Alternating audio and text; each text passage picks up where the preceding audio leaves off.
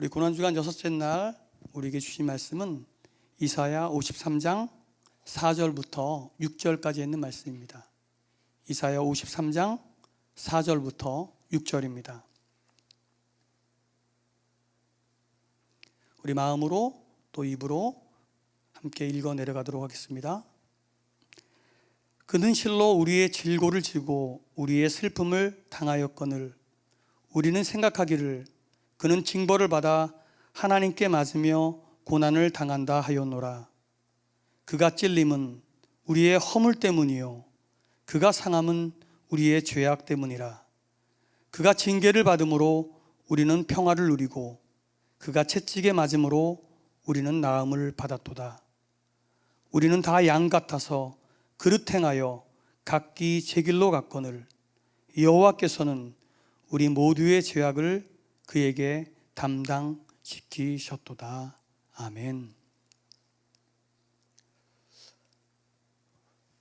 우리는 고난주간을 맞아 하루하루 예수님의 발자취를 따라가며 행하신 일들을 묵상하고 잠잠히 그분의 뒤를 따르기로 결단하는 시간을 갖고 있습니다.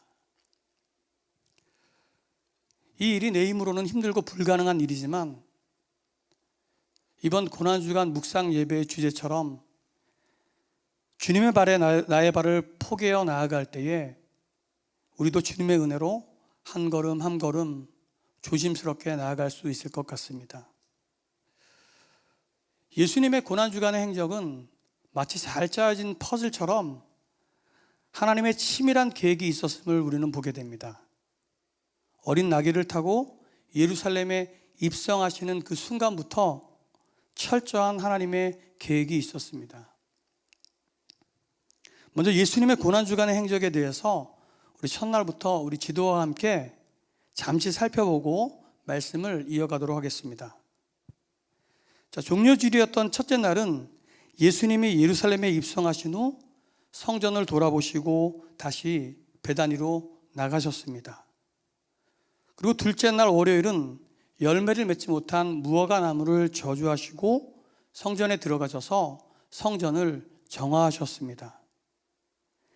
셋째 날 화요일은 성전에서 지도자들과 논쟁하시고 또 마지막 때를 가르쳐 주셨습니다. 넷째 날 수요일은 우리가 많이 들었던 이 향유 옥합을 깬 여인의 헌신을 보게 됩니다. 또한 이날 가룟 유다가 예수님을 배반할 결심을 하게 됩니다. 그리고 다섯 번째 날 목요일은 제자들과 최후의 만찬을 하시고 겟세마네에서 땀이 핏방울처럼 떨어지듯 기도를 하십니다. 그리고 예견된 대로 체포를 당하십니다. 그리고 여섯 번째 날인 오늘 금요일은 그 세상 어디에서도 유례를 찾을 수 없는 이 속전속결의 이상한 재판을 통해 사형을 언도받고 당일 죽임을 당하십니다. 이 새벽에 일어났던 이 이상한 재판은 이 대제사장 가야바에게서 사내들은 궁예로 또 빌라도에게로 다시 헤롯 안티파스에게로 또 다시 빌라도에게 이르는 아주 이상한 재판이었습니다. 그리고 조금의 여유도 없이 예수님은 십자가에 달려 돌아가십니다. 그리고 마지막 일곱째 날 토요일은 예수님이 무덤에 머무신 날입니다. 고난주간 이 여섯 번째 날인 오늘은 순환의 날입니다. 예수님이 십자가에 돌아가신 날입니다. 이 죽음보다도 더 강한 사랑을 우리에게 보여주신 아주 고귀한 날입니다. 고난주간의 다른 날들이 예수님이 행하신 일들이라 이렇게 말할 수 있다면 이 여섯 번째 날 순환의 날은 오히려 예수님이 당하신 날이다 이렇게 얘기해도 무방할 것 같습니다. 겟세마네 동산에서 기도하다가 붙잡혀 가시고 이리저리 끌려다니며 재판을 당하시고 그리고 십자가를 지고 골고다에 못 박히신 이 모든 사건들이 다 예수님을 잡아 죽이려던 무리들에 의한 행동이었다는 것입니다. 그렇다면 왜 예수님께서 십자가의 죽음으로 내몰리는 상황 가운데서도 묵묵히 침묵하시며 가만히 있었던 것일까요? 오늘 본문의 말씀에서 답을 찾을 수 있을 것 같습니다. 먼저 그 이유는 예수님이 우리를 살리시기 위함이었기 때문입니다. 예수님의 고난에 대해서 이 자세히 예언된 본문의 말씀을 보면 이 세 절밖에 안 되는 이 짧은 구절임에도 불구하고 우리라는 단어가 무려 9번이나 나옵니다. 예수님께서 당하신 이 고난의 원인이 바로 우리 때문이라는 것입니다. 그리고 이를 조금 더 좁히면 바로 나 때문에 예수님께서 고난당하시고 죽임당하셨다는 것입니다. 예수님은 우리의 질고, 슬픔, 허물, 죄악, 그릇된 길로 행하는 우리의 모든 죄악 때문에 십자가의 죽으심을 묵묵히 맞으셨던 것입니다. 예수님이 십자가를 지시고 죽으셔야만 우리가 평화를 누리고 우리가 나음을 입을 수 있었기 때문입니다. 우리가 이렇게 함께 온라인으로 예배를 드리고 작지만 소수의 인원이 모여서 예배를 드릴 수 있는 이유가 바로 예수님이 십자가 위에서 우리를 위해 죽으셨기 때문입니다. 그렇습니다. 예수님은 단 한 번의 죽으심으로 우리에게 완전한 자유와 구원을 주셨습니다. 한마디로 죽음에서 건져 살려 주셨다는 것입니다. 그런데 우리는 2000년 전 예수님을 십자가에 못 박은 이 추하고 더러운 죄악을 여전히 행함으로 하나님의 마음을 아프시게 하고 있음을 보게 됩니다. 우리 때문에 예수님 십자가 지심을 또다시 십자가에 못 박는 이 무지함과 어리석음을 범하지 말아야 됩니다. 우리들 한 사람 한 사람을 위해 마치 도살장에 끌려가는 양처럼 묵묵히 죽음의 길을 걸어가신 그 예수님을 깊이 묵상하며 그 사랑에 감사하는 성도들이 되기를 주님의 이름으로 축복을 드립니다. 그 둘째, 하나님의 뜻에 순종하기 위함입니다. 빌립보서 2장 8절은 우리에게 이렇게 증거합니다. 사람의 모양으로 나타나사 자기를 낮추시고 죽기까지 복종하셨으니 십자가에 죽으심이라. 예수님께서 이 땅에 태어나신 것도 십자가 위에서 죽으신 것도 다 하나님의 뜻에 순종하신 것이다 라고 말씀하고 있다는 것입니다. 이를 사도 바울은 보다 더 철저하게 반드시 지켜야만 하는 복종이라는 단어를 써서 기록합니다. 이는 해도 그만 안 해도 그만이 아닙니다. 기필코 지켜야 함을 우리에게 말씀하고 있다는 것입니다.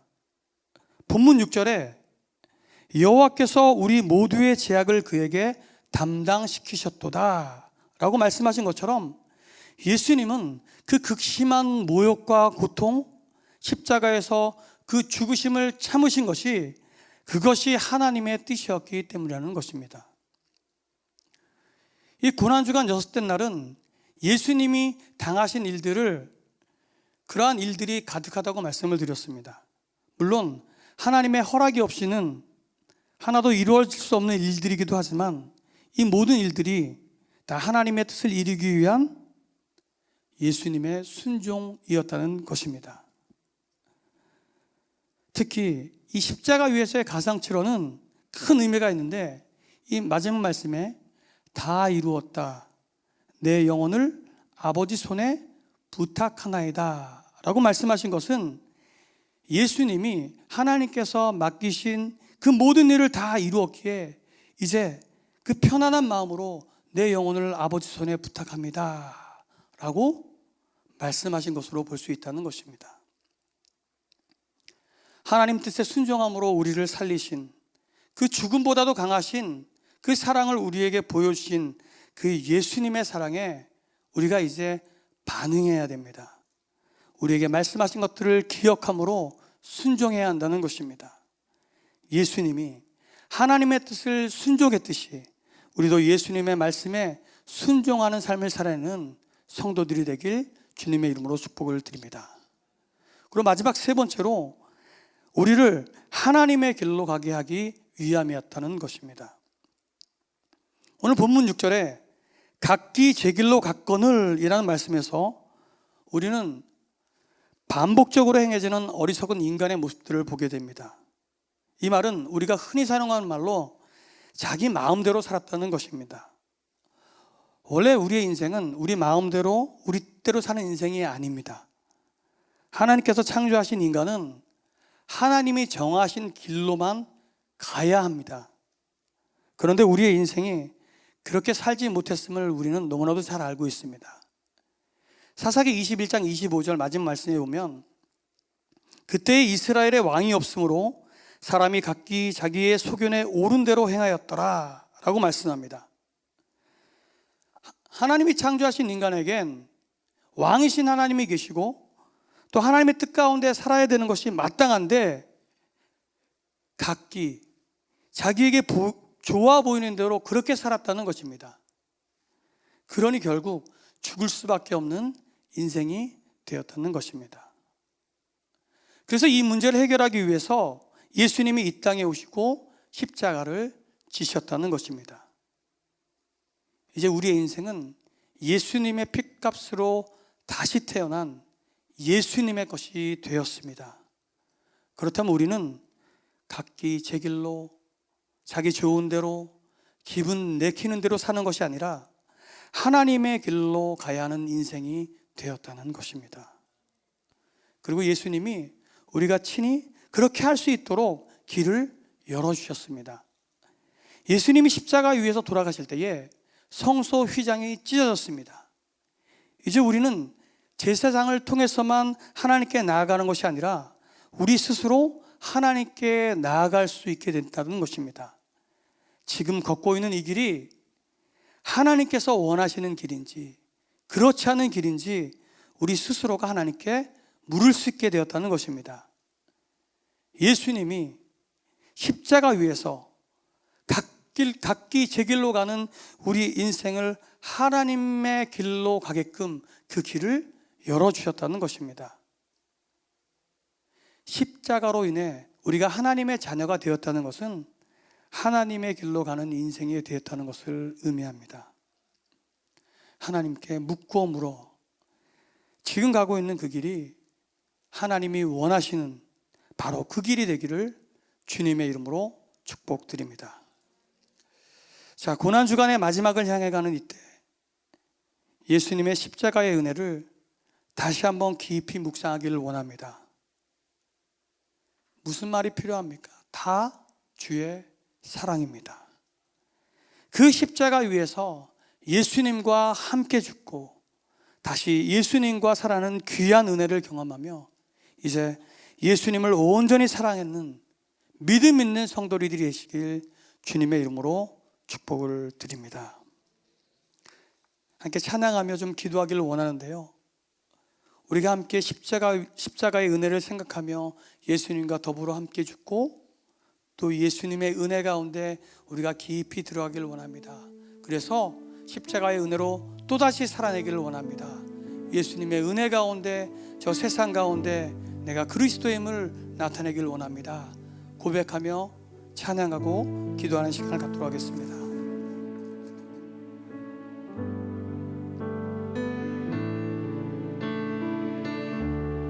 십자가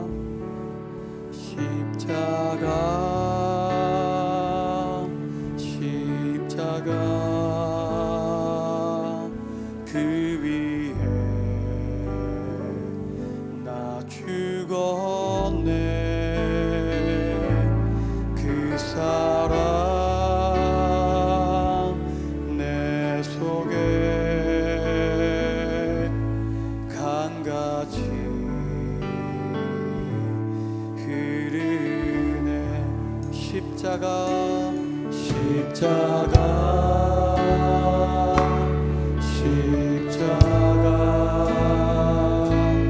그 위에 나 죽었네. 그 사랑 내 속에 강같이 흐르네.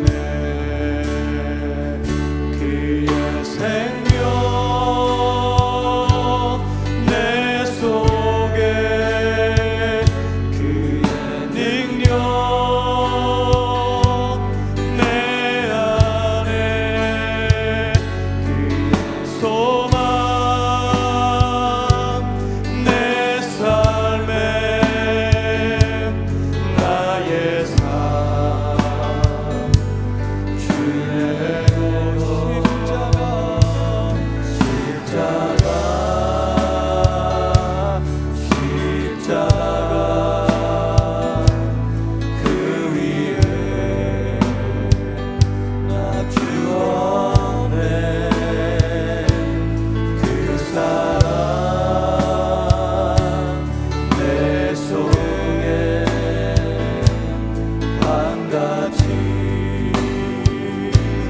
그의 생명 내 속에 그의 생명 내 속에 그의 능력 내 안에 능력 내 안에 그의 소망이 내 삶에 그의 소망 내 삶에 나의 삶 주의 것 나의 삶 주의 것